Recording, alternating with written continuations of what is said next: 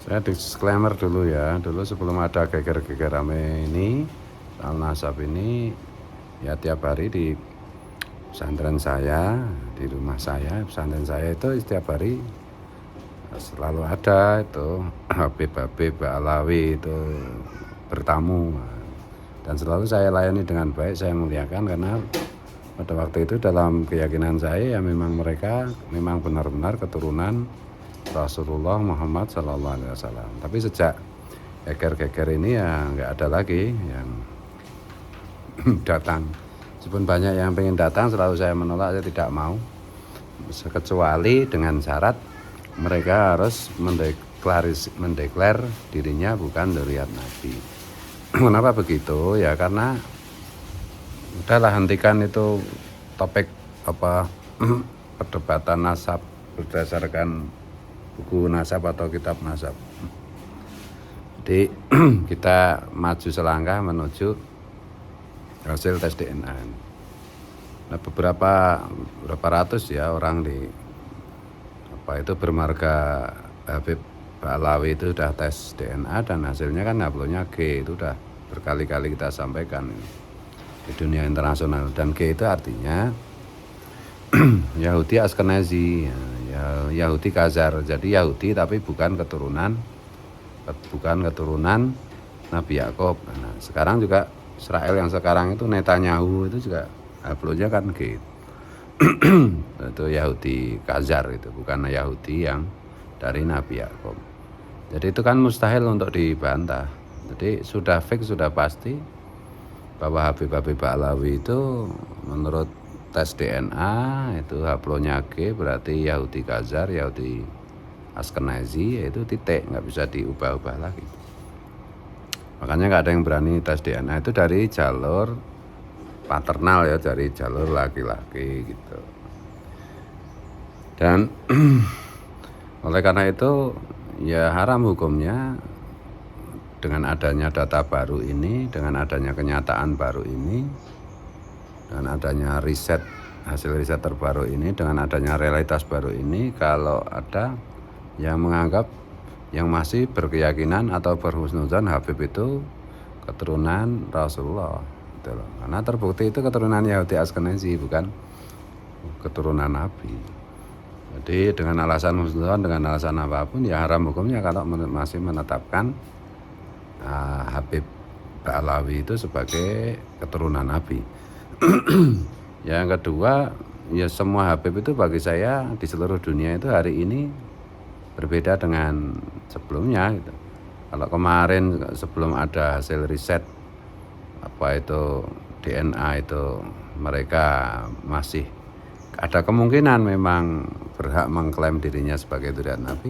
Kalau sekarang sudah nggak ada lagi kemungkinan itu. Jadi bagi saya semua Habib itu sama saja. Kalau tidak mau mengaku dirinya sebagai bukan dzurriyyat Nabi ya sama saja. Terkena hadis man ghasyana falaisa minna, kata Rasulullah. Siapa yang menipu kita, membohongi kita, maka dia bukan golongan kita. Jadi mau Habib lembut, mau Habib kasar, mau di Indonesia, mau dimanapun, kalau tidak mendeklarkan diri sebagai bukan dzurriyyat Nabi, ya bagi saya pembohong, pendusta. Dan mustahil menjadi wali. Karena apa? Karena wali itu ya mustahil berdusta, berbohong. Kalau kemarin belum tahu, nggak apa-apa lah, sekarang udah tahu ya. Ya tapi juga tidak ngaku tidak menyatakan diri sebagai dzurriyyat Nabi. Ya iya, tetapi kan persepsi publik masih secara umum itu masih mengikuti klaim mereka sebelumnya, yaitu mereka mengaku dzurriyyat Nabi. Nah oleh karena itu untuk keseimbangan ya mereka harus mendeklar dirinya sebagai bukan keturunan Nabi gitu. Kalau perlu tes DNA, hasilnya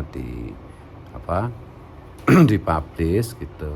Kalau memang orang baik, kalau memang orang soleh, kalau memang wali, kalau memang ulama. Kalau nggak mau gitu ya gombes begitu. Sama saja berbohong, berdusta atas nama Rasulullah. Dan ini menurut saya tensinya lebih berat bahkan daripada Syiah, bahkan daripada Salafi Wahabi. wabil khusus untuk mayoritas Muslim di Indonesia, karena mayoritas Muslim di Indonesia itu Nahdliyin. Kalau Nahdliyin kan ya nggak mempan lah dengan Syiah, dengan Salafi, Wahabi. Tapi kalau dengan klaim dzurriyyat Nabi ya itu nyatanya juga banyak kiai yang kehilangan akal kan. Dan radikalisme itu ya akarnya kan dari situ. Jadi kalau ya Salafi, Wahabi itu ya memang akar Yahudi, tetapi yang jauh lebih kuat itu menurutku ya klaim dirinya sebagai dzurriyyat Nabi itu untuk mempengaruhi, mensugesti umat itu jauh lebih berbahaya, apalagi terbukti bahwa mereka bukan dzurriyyat Nabi gitu loh. Jadi ya saya nggak ada pretensi apapun kecuali membela, maju ya tak gentar, membela yang benar itu. Intinya kan di situ. Jadi taruhlah misalnya kajian Kiaimat itu bolehlah orang mengatakan oh ini ada kelemahannya begini dan begitu, tapi kan dengan adanya tes DNA, itu hasil tes DNA, kajian tes DNA, nggak bisa lagi bohong karena itu ilmu pasti ya. Ilmu DNA itu kan ilmu pasti gitu.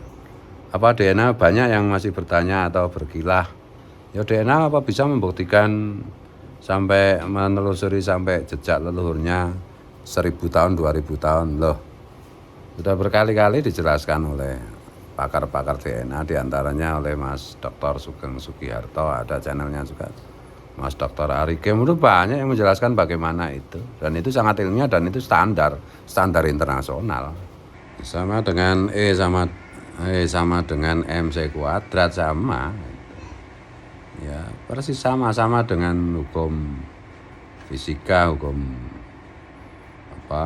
matematika. Jadi ya, hasil tes DNA itu ya seperti itu. Nah, kalau masih ngeyel terus ya terserah juga. Jadi saya tegaskan ya haram hukumnya kita mendukung Habib itu. Termasuk juga haram bagi saya gitu ya, terserah. Tapi dengan logika yang sudah hasil riset tadi itu, kalau logika berikutnya adalah berarti ya haram hukumnya ikut pengajian Habib, mengundang Habib untuk ngisi pengajian,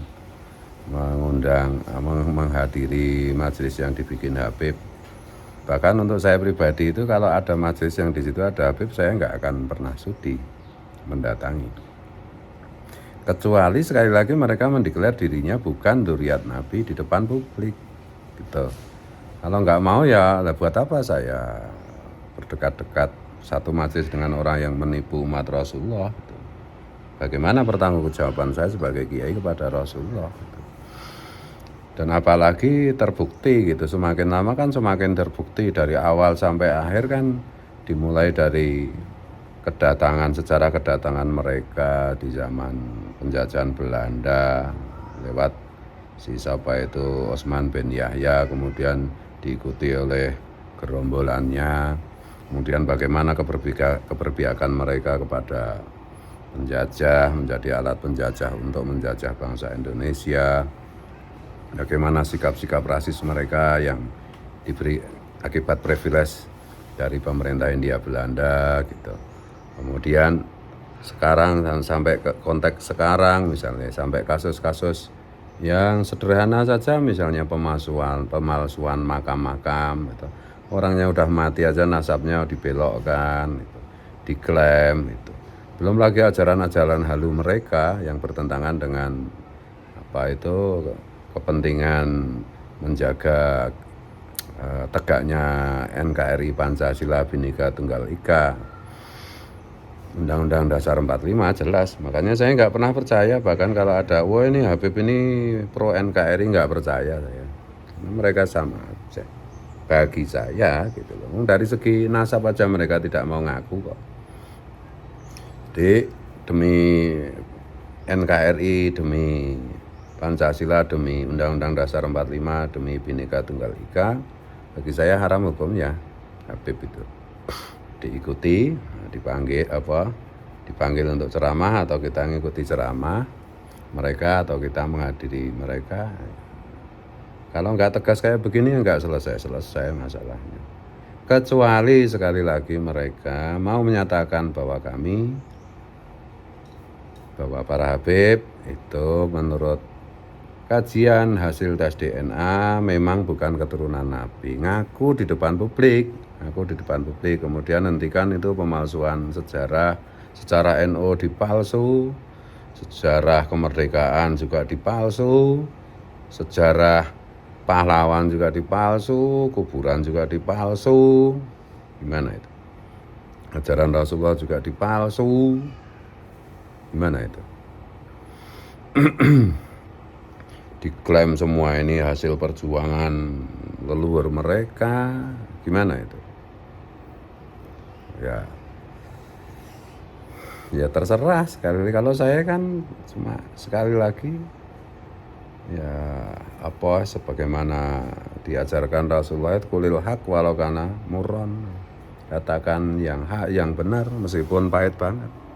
Kalau soal cuma sahabat, teman dekat, kenalan, ya saya itu ribuan dulu juga, hampir semua Habib itu juga punya file saya, baca Khobiri toh, gitu, idolakan saya toh.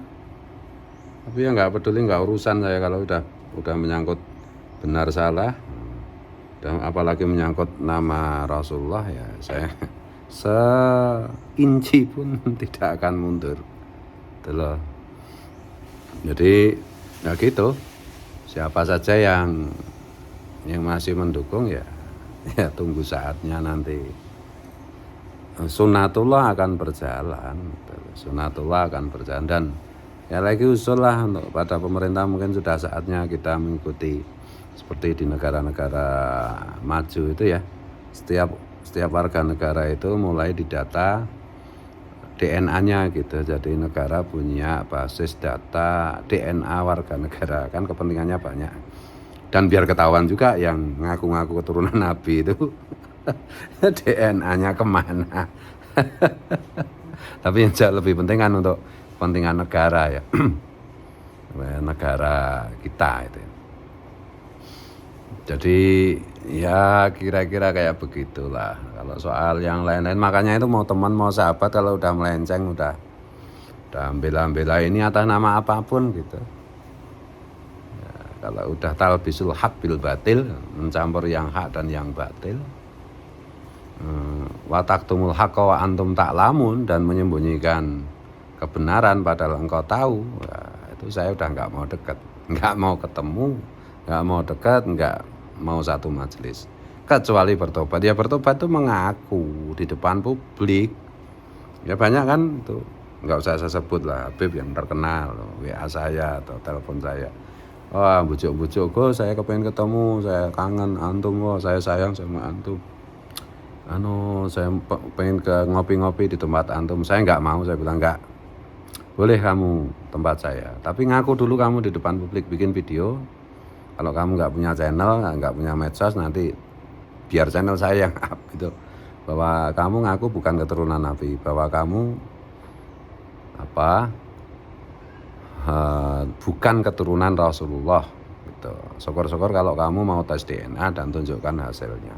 Kalau nggak mau kayak gitu, nggak usah, saya nggak butuh, sama sekali nggak butuh saya. Emang gue pikirin.